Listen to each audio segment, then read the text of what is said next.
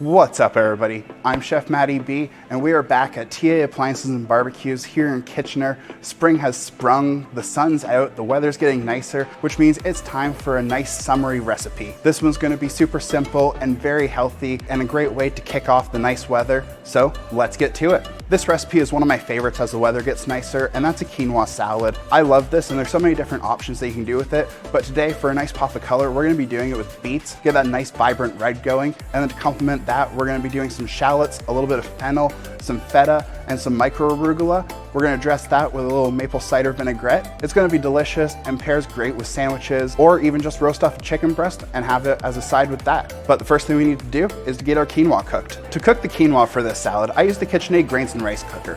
It makes it super simple to cook healthy because I can just add the quinoa to the pot and it's gonna automatically weigh it and dispense the right amount of water to cook it perfectly every time. This makes it way simpler than boiling it in a pot, where personally, I often struggle with getting it done correctly and tend to overcook my quinoa a little bit, which isn't the nicest for a salad.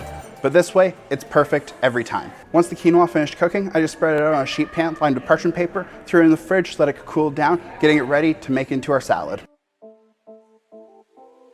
Now I can take our chilled quinoa and add it to a bowl to get it ready to add in everything else that's going into our salad.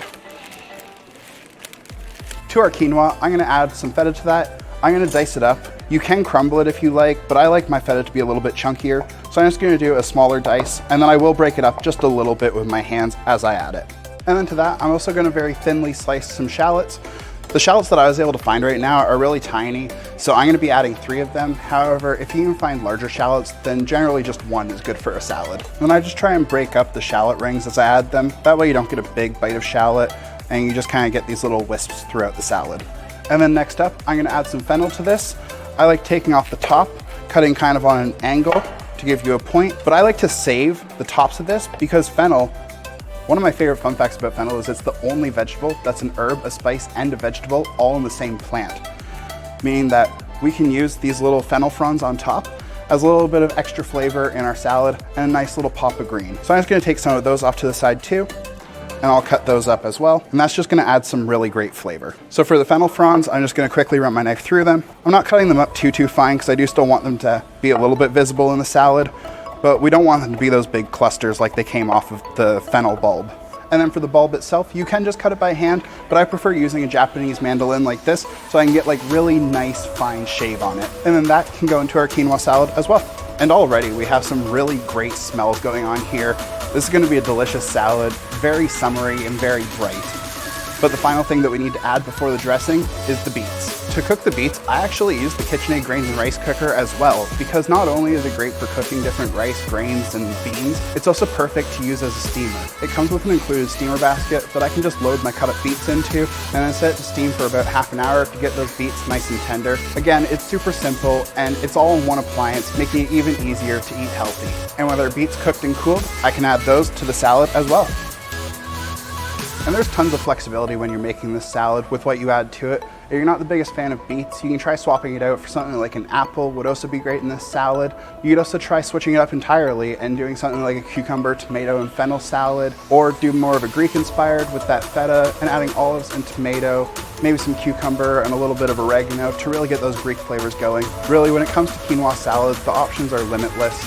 And that's why I love it, because it's so bright and refreshing during the summer. It's an amazing side dish that's so easy and so delicious. But now it's time to make the dressing for our quinoa salad that we have going right now. For the dressing, I'm keeping this one nice and simple. It's just gonna be 5 ingredients. It's gonna be that apple cider vinegar as our base with oil, a little maple syrup, a little bit of salt, and a little mustard, which is gonna help bind the dressing together, keeping it from splitting out, giving us a nicer texture as well. So for this dressing, I actually like going a little closer to like a 1 part vinegar to 2 parts oil, as opposed to the traditional 3 to 1. And that's because I'm adding a bunch of maple syrup as well, which is gonna help cut some of the acidity from the vinegar. If I was using like a white wine vinegar and no maple syrup, I definitely wanna stick closer to that traditional 3 to 1 vinegar to oil. And as well, when I'm making my vinaigrettes, I like to mix everything with my vinegar first before adding any oil, and then slowly drizzle in my oil while whisking.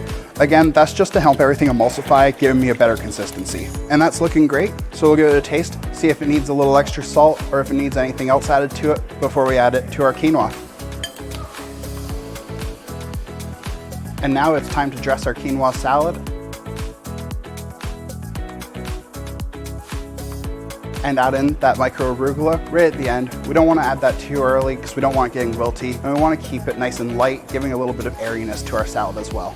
And just like that, I think this salad is looking amazing, super bright and colorful, full of delicious flavors, very springtime feeling.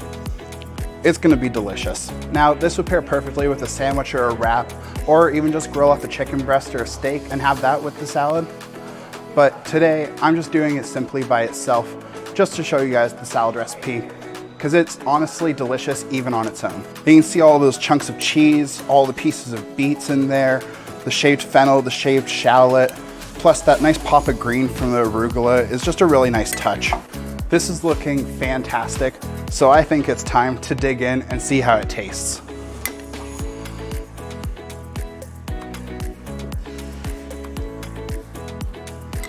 It's so bright and summery, delicious. The beets are so tender. That nice, tangy, salty pop from the feta, and the quinoa is cooked perfectly, not mushy, but just the right amount of texture to it. This is an amazing salad, and you definitely need to try this one out at home. Like I said, there's so many different things that you can do for a quinoa salad. This is just one of my favorites because of all the flavors going on, but feel free to experiment at home, adding whatever you want to your quinoa salad, because one thing's for certain, when you're making a quinoa salad, it's always gonna be delicious. Using that KitchenAid Grains and Rice cooker made it so easy to eat healthy with that quinoa and the beets, but there's so many other things that this thing's capable of doing. So if you wanna see more content like this in the future, then make sure to like and subscribe for even more recipes down the road. But that's all I have for now, so we'll see you guys next time.